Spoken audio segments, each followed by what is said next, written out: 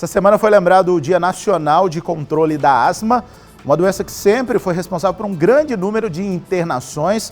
Doutor Agostinho Neto está aqui com a gente. Doutor, bom dia, bem-vindo, muito obrigado. Eu falei das internações, mas na verdade muita falta de trabalho, também uma série de complicações ligadas à asma, né? Mais uma vez, bem-vindo. Bom dia, Bruno, bom dia, pessoal que está assistindo. Então, é sempre bom falar de asma, porque é uma morbidade importante, uma doença importante que assola a população, é uma doença prevalente, né, dentre as doenças respiratórias, é a mais lembrada, né?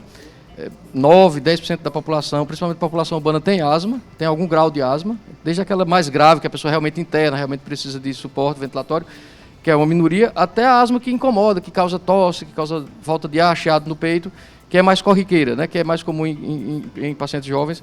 Então, se a asma é um tema importante, e como você disse, é uma causa importante de perda na escola, de perda de dias de trabalho, de limitação de atividades associativas, de esporte. A criança asmática ela tem uma tendência a ficar mais super protegida, né, o que é ruim para o desenvolvimento dela, eventualmente.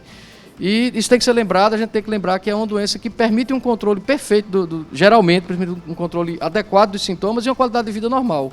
Então é importante lembrar para quem tem asma, para quem não tem, que a doença existe, que o tratamento existe, não existe uma cura com um tratamento único, mas existe uma dose simples, assim, mas existe um controle adequado. E existe a perspectiva de uma vida normal, de uma vida com pleno desenvolvimento, desde que se use as medicações adequadamente, que se tenha cuidados de higiene domiciliar e tal. Antes de entrar nessa questão do tratamento, desses cuidados do dia a dia, o senhor falou uma coisa que me chamou a atenção. Tem muito papai, muita mamãe, muito vovô e vovó assistindo a gente nesse momento, falando: a criança geralmente que tem asma é super protegida, evitam que ela faça praticamente tudo, quando na verdade não deveria ser por aí, né? Essa superproteção pode acabar prejudicando. Perfeito. Na verdade, o que a gente tem que ter em mente é que a asma, a gente tem campeão olímpico de natação com asma no Brasil, né? A gente tem na história da humanidade grandes conquistadores, revolucionários, gente que batalhava em campo, que tinha asma, né? Diário de motocicleta, tem lugar que você pode ver isso aí. Então, a asma não deve causar uma perda uma limitação de vida, uma perda de qualidade de vida, uma perda de perspectiva de vida. Pelo contrário, a gente deve tratar o paciente para que ele tenha uma vida plena. E isso começa já na infância, né? Às vezes as sequelas da superproteção, não vai para o futebol não, porque você tem asma, quer dizer, por que eu sou diferente dos outros meninos? Por que eu não posso fazer karatê?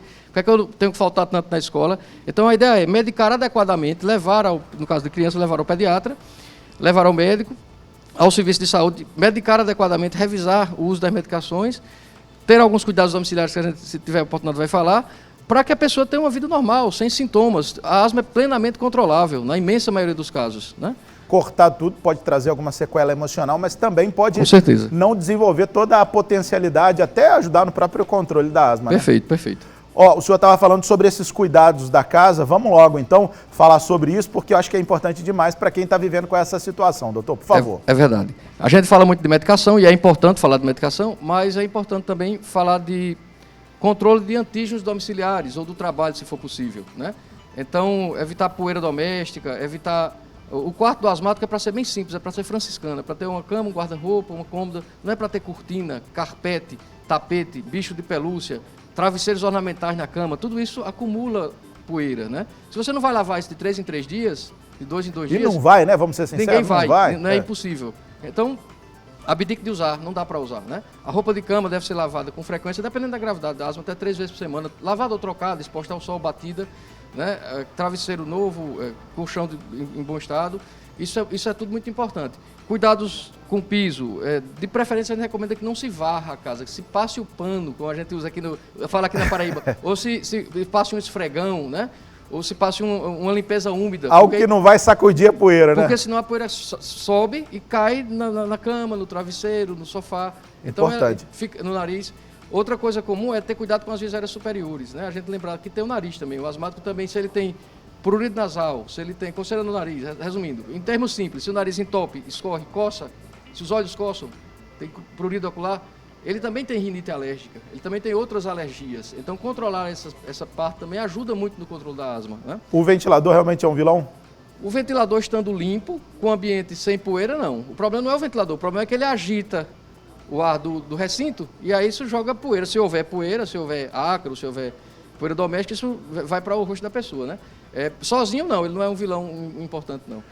Quais são os sintomas que a gente deve ficar atentos? Porque muitas vezes esse sintoma pode ser confundido, acha que é um resfriado, acha que é 1 milhão de outras coisas. Mas quando começa a ficar recorrente, é um sinal, né, doutor? Perfeito. A questão é que o sintoma se repete no asmático, né? O paciente asmático ele não tem sintoma toda a vida. Ele tem uma qualidade de vida boa, em geral, mas fora da crise, mas durante a crise a coisa aperta.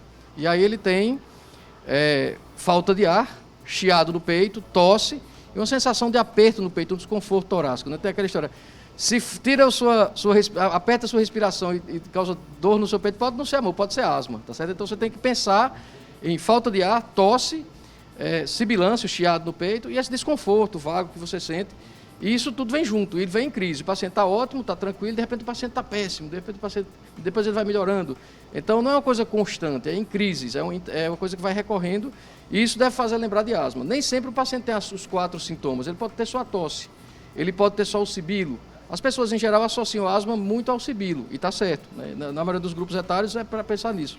Mas tem outras doenças possíveis que dão sibilo, e tem outras manifestações de asma, mas essas são as 4 mais comuns. A gente está há cerca de 1 ano e meio vivendo em pandemia. Perfeito. Qual foi o impacto disso para quem tem asma, para os asmáticos em geral? Doutor? Então, a gente tem que frisar que, em geral, as pessoas que têm asma ficaram bastante em alerta, né? Porque foi dito que a asma era um fator de risco, né? A asma sem controle é um fator de risco importante, porque a pessoa já tem uma reserva ventilatória ruim, né? Já tem pouca reserva ventilatória se está em risco, se está em sintomas, se está com obstrução. E essa falta de controle, com uma doença infecciosa em cima, pode atrapalhar bastante. Mas a asma bem controlada, com a pessoa tem um diagnóstico de asma, mas não estou sentindo sintomas asmáticos, porque estou bem medicado, esse paciente tem um risco parecido com a população geral. Então, qual é a mensagem aqui? É descuidar, é relaxar? Não, é o contrário. A população geral é que tem que ter um patamar de cuidados, cada um de nós, né?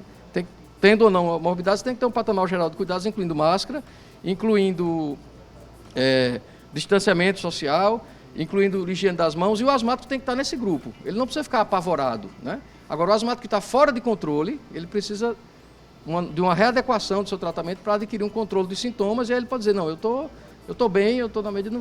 E, é claro, aproveitar as oportunidades vacinais. É muito importante, né? Não perder a vacina. Vida normal com todos os cuidados. Com todos os cuidados que o momento exige, né? Doutor, muito obrigado, viu, pela sua participação aqui no Correio Manhã. Bruno, eu que agradeço e um bom dia. Para você também, até a próxima. Valeu demais. Quando o assunto é